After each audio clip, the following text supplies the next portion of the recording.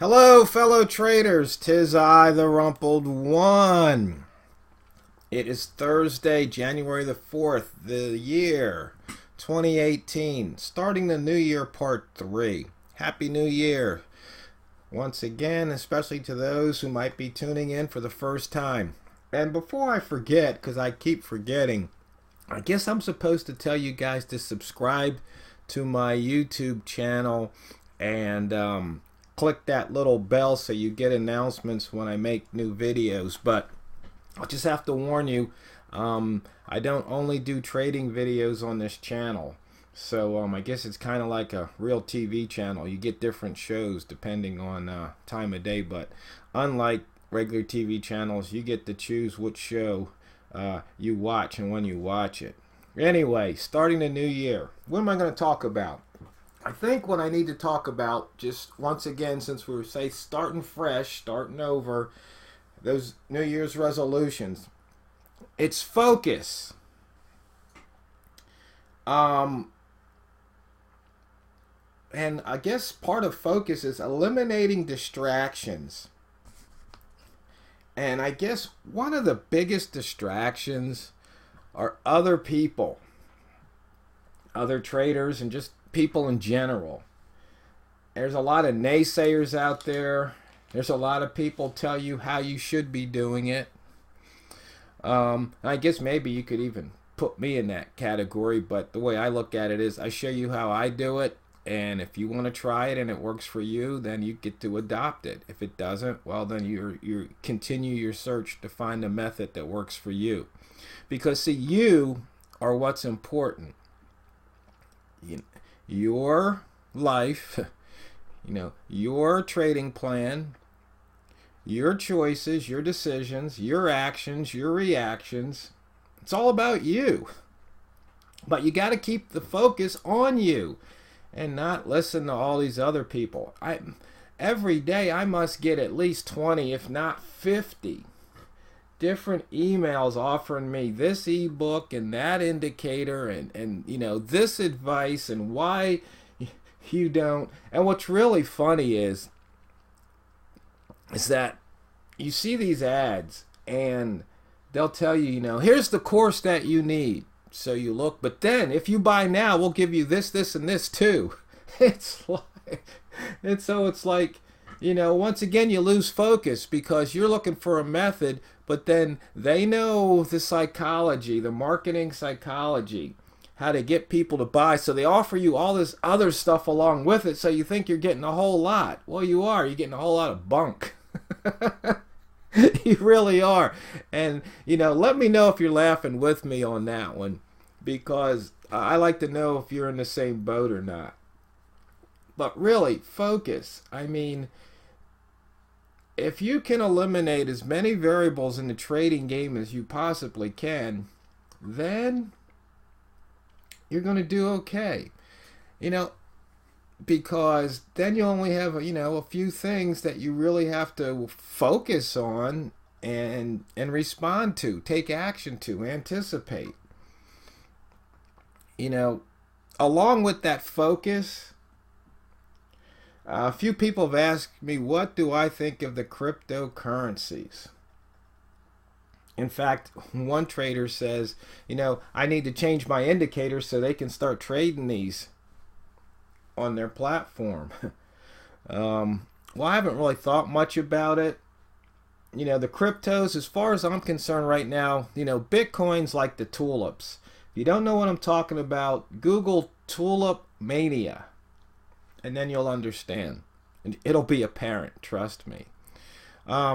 Basically, a rule of thumb is when when your grocery store checkout clerk is talking about Bitcoin, when the guy on the corner is talking about Bitcoin, when people in the local pubs or bars or watering holes are talking about Bitcoin, that's when the dumb money's entering the game. Smart money sells to dumb money every time. Now, that being said, hey, by the end of this year, Bitcoin could be $100,000 and you're going to play this video and point your fingers at me and laugh. And it's like, that's okay. If you want to poke fun, I can take it. But here's what's really funny. You see, I'm focused. I'm focused on what I trade. I learned that back in stocks. When you're trying to find the stock du jour, the stock of the day, the hot stock, the moving stock. And I played that for a while, and it didn't turn out too well.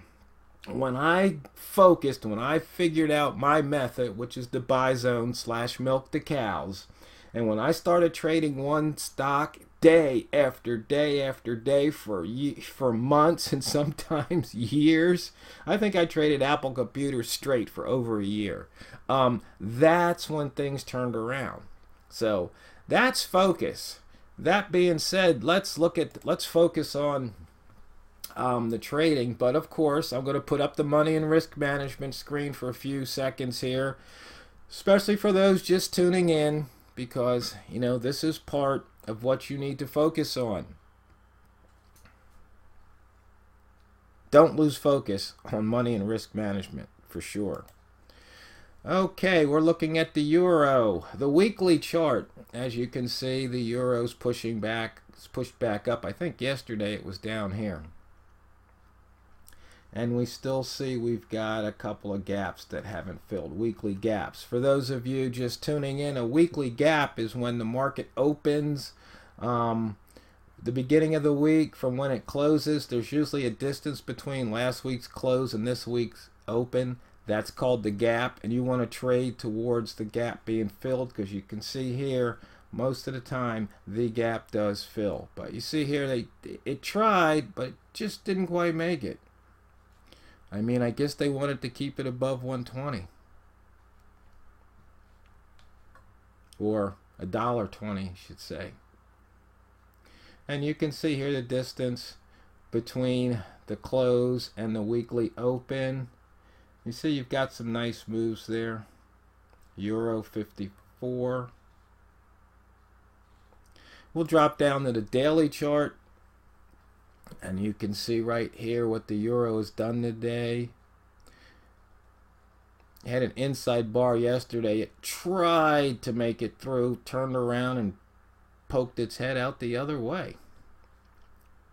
And you see we've got 3 pairs with 100 pip ranges or better.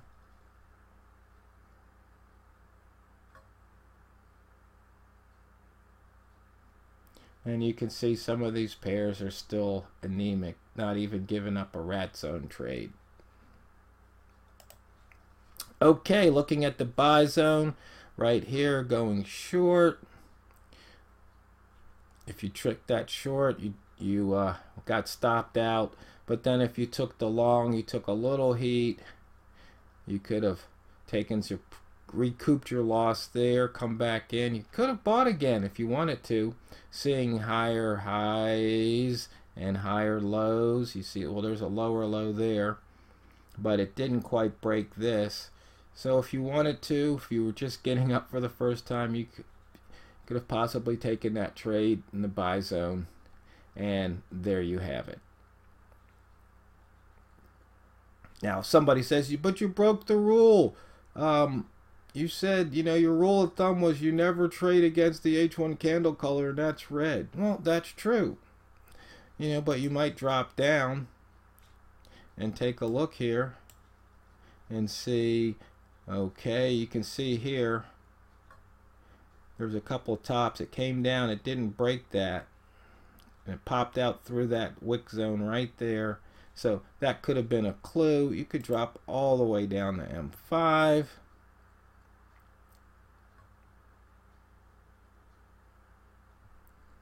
And you can see once again the price action.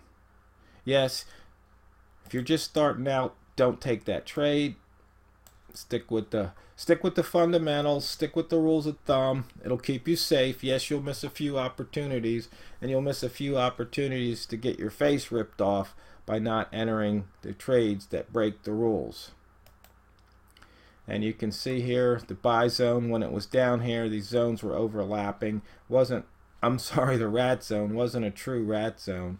But you can see here, price hit the low, reversed off the low. So even though it wasn't a true rat zone, you had a rat reversal trade here. You had a turn trade here. You had a rat reversal here. So there was plenty of opportunities. If you had if you were a green rat taking that long bias to capture part of this run. Looking here, once again, the pivot. Here's our open. Here's our pivot. You fade to the pivot, just like you fade to the weekly gap, and there you go. It hit it. So you pivot point traders, if you hung in there, you were rewarded with an R1 and better trade. Price action, once again, simple price action. Or if you're just trading the horizontal lines with the H1 candle color, you can see here price action, lower low, lower low. So taking a short there, turning around here. I probably should put up the properties, or hit F8. You come here, show period separators. So here's the day. So trading for the day would have been here. And then you can see here, if you just got up during the New York session, which, see, this is the 6 o'clock hour, 5 o'clock, somewhere in here, put in a high, came in, broke through there, then turned around, you'd have to scratch out of that trade. Maybe with a pip, maybe break even. Looking at the 5 lines of yesterday, the high, the open, the mid, the close, and the low. Once again, just trading with the H1 candle color at the line would have proven to be profitable. See, it really is simple. And I love it when I get an email every now and then when somebody says they finally get it and they take these horizontal line trades, they make their 2% for the day. You know, that's what's really great. It's funny because sometimes, you know, yeah, I can do it, but, you know, I can't say it's a better satisfaction, but it's a different type of satisfaction when you pass on something, when you show somebody how to do something, then they can do it for themselves. Kind of like teaching a man to fish, or, you know, teaching somebody to change their own oil, you know, teaching them how to trade. I can remember once back in high school on the basketball court, there's these little kids, they were probably about 7 or 8, and, you know, I taught these kids this move that my good friend Bob, the cool man Hetrick, taught me. And, you know, as I walk away, I see these little kids doing the move. You know, that was just cool. So anyway, you know, that's about the sharing, the paying it back, and paying it forward. And so once again, I want to thank you for letting me know that I was able to help. Looking at the wick zones, once again, price doesn't like to stay in the wick zones. It gets in these zones, it pops out. And we look at the holo, the highest open, lowest open. You can see here we had a holo trade. Right there's the highest open, came in, came out. And you can see right here, euro shooting back up. So at the end of the hour, we will most likely get a new highest open for the day, and you can trade that reversal. Remember, from I think the first video this week, we talked about the all you need to know about trading, and that's one of the things. Price will reverse off the high and low of the day. And once again, just with the trade reminder, things that you look to do. And here it's telling me the buyers are in strong control, and I guess that's kind of obvious right now. Finally, some squigglies in there. The EMA 5, you know, cross and close above right there, you just go long. But I don't use squigglies, but I'm putting them up there just because I haven't taken this chart off the screen. Maybe I should. I know a few of you told me don't do that, but you know, there's still a couple more squiggly line indicators I need to do a video about, just to help those people out, those fellow traders. Anyway, my time's about up for today. Remember, fellow traders, it's not what you trade, It's how you trade it. The Rumpled One signing off to go trading the banks. Remember, come down here, subscribe.